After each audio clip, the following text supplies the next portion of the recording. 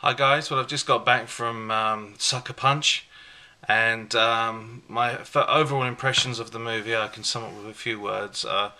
It looked good. I mean, it was especially when they went into the deep fantasies. It was quite, visually stunning. It was quite good to look at. But as for the story, it falls to pieces completely, and I didn't really have any investment in the characters. I'll go a bit into the storyline, okay, or the basic plot of the story. The whole thing is that it's three realities, okay? So you've got the real world, you've got a fantasy, and then in the fantasy, the main character, Baby Doll, goes into a deeper fantasy that affects the first fantasy, if you know what I mean. So what happens is she's in the real world. Her mother's died. Her and her sister are left with this pig of a stepfather, and he's horrible to them. I think it's what it suggested, that he's been raping Baby Doll, and he goes, he's angry because he didn't get what he wanted in the will, so he goes after Baby Doll. He's trying to rip her shirt off. She runs away. He then, turns around and suddenly decides, well, if I'm not going to have you, I'm going to have your younger sister. It's being suggested that he's a bit of a paedophile as well. Baby Doll, or the main character, she manages to get hold of a gun, and to stop him, she attempts to shoot him, misses him, kills the sister. The police come. Then, for some unknown reason, it shows the stepfather. Why would he be driving her to the mental hospital? Surely she would be in police custody by that time. But anyway, she's obviously been found mental, and he's got the job of driving her to the mental hospital on his own. So I mean, even the real world is a little bit off of reality, our reality. But he gets her to the hospital. He's made an arrangement for her to have a lobotomy. She looks around. She sees all these other inmates who we'll get to know later on in the film. She's taken into the chair. She's about to get lobotomized, and then she suddenly goes into another reality. Well, not another reality. A reality, like in a fantasy of her being in a Lady Marmalade video. The one with Christine Aguilera and all them. And in this, she's basically an inmate still in the same mental hospital, but now it's all sort of like a big boudoir, and it's a front for prostitution, or I assume prostitution, and drugs and money and gambling and all sorts of things. So it's pretending to be an institution, but it's not. It entertains clients, and all the people who work in the real world mental hospital are now pimps and moles and madams, Anyway, so now Baby Doll's wearing makeup, and she's wearing this nice little schoolgirl outfit, and her job, well, they find her a job where she's got to dance in front of clients and entertain them. Now, the way she becomes a really good dancer is that she goes into an ultimate reality, which I can basically describe as being, a video game. You think of a video game, and I think that's where Zack Snyder got the idea for the ultimate realities. So, in the first reality, she's in the boudoir. She decides that she wants to get out, so she tells the other inmates there that she's going to get out. She makes friends with these girls that she's seen in the real world. She makes friends with them in this boudoir reality, and decides that she needs to get out. When she starts dancing, she goes into this fantasy world of like Japan and samurais and everything like that, and there she meets like this guru, this Yoda type guy, full of fortune cookie wisdom and everything like that. And he tells her if she wants to escape, she has to get all these things in the boudoir reality. So that she does that. Every time she dances, she hatches a plan that they're going to get these things, a knife and a lighter, and some other stuff. I can't even be bothered to try and remember what it was. So she starts dancing, goes, okay, let's get a map. So she starts dancing, goes into this ultimate reality, where first of all it starts with fighting these big samurais for no reason whatsoever.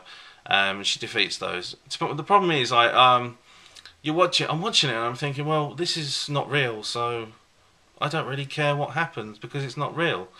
So anyway, then she decides, let's go and get a map. Starts dancing. Then they go into this world where there's steampunk zombies. It's kind of like Call of Duty, and they're killing loads and loads of zombies, and I'm sitting there watching zombies being killed, and sort of, oh well. The problem with it is this, okay? The Uber reality, the computer game reality, because you've got Cyberpunk Zombies, Call of Duty, you've got World of Warcraft, Lord of the Ring orc characters in another reality with a dragon. Then you've got trying to think like a futuristic on a train, Gears of War, just a basic shoot 'em up with robots in and stuff like that. So just think, I just feel that's where he got the ideas from. And but every time the girls are in this like Uber reality, I never felt any investment in that, and I'll tell you why. Because I've seen plenty of other films. I just recently saw Source Code, which dealt with a similar theme, where you've got a real world and you've got a reality. And what's cool about the reality is that the alternate reality. Sorry, what's cool about the alternate reality is that the alternate reality affects the real world. So you've got an investment in that, in what you're watching. It's like the Matrix. If someone dies in the Matrix, they die in the real world. If the guy in Source Code can't find where the bomb is on the train, something bad's going to happen in the real world. I don't really want to go into too much detail about what that is. You have to see that film 10,000 times better than this one.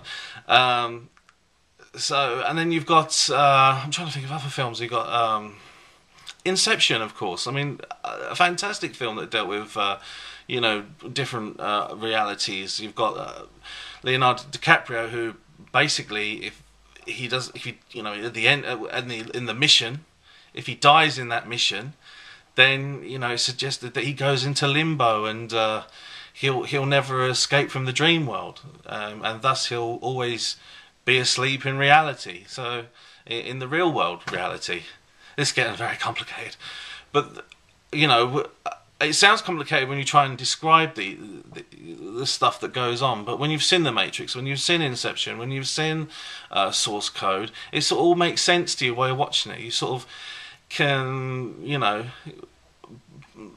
place yourself in a suspenseful emotion when you're watching either or, real world reality. With this, I'm sitting there and I'm watching her jump around and kill things with samurais and shooting things, and I'm thinking, well, what's happening in what's happening in the other world? Is this affecting that? Nothing's being told to me.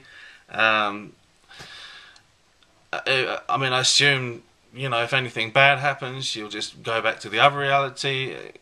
Zack Snyder doesn't really let you know that. And I sort of put two and two together and sort of worked it out for myself what exactly was going on anyway. And so, I mean, I worked it out, and I'm just sitting there cross-armed watching these really cool visuals, these really great special effects. The acting is okay.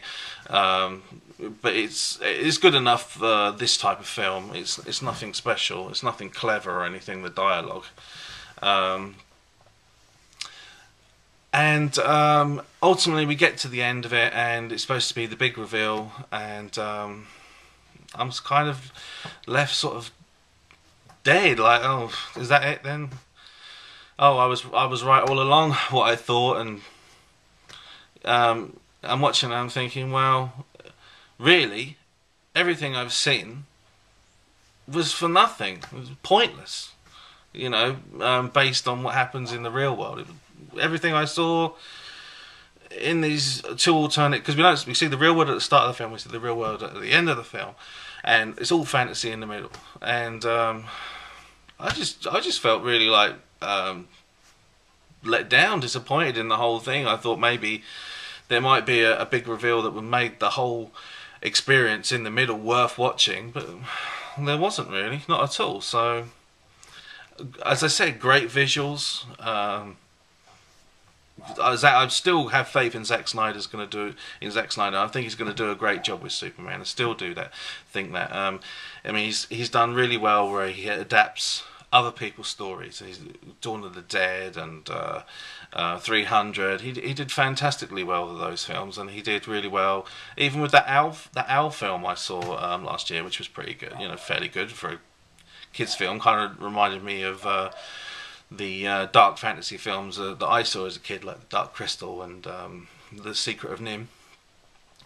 But this he wrote. This came from his own mind, and I think that's his Achilles heel, I'm afraid.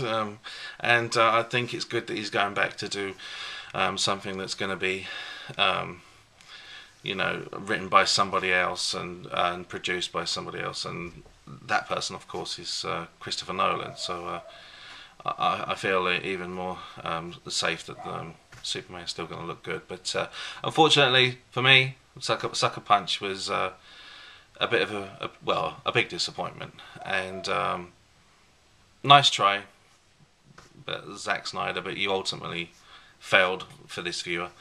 And if I was going to give it a mark out of 10, I think for the visuals and everything, and the action that I'm sure a lot of people are going to enjoy, you know, if you can forget about the storyline, I'll give it a 5 out of 10. I think that's being generous, but I'll give it a 5. It's not as terrible as, you know, some people have made out. It's not. You're not actually sitting there totally bored out of your mind, but I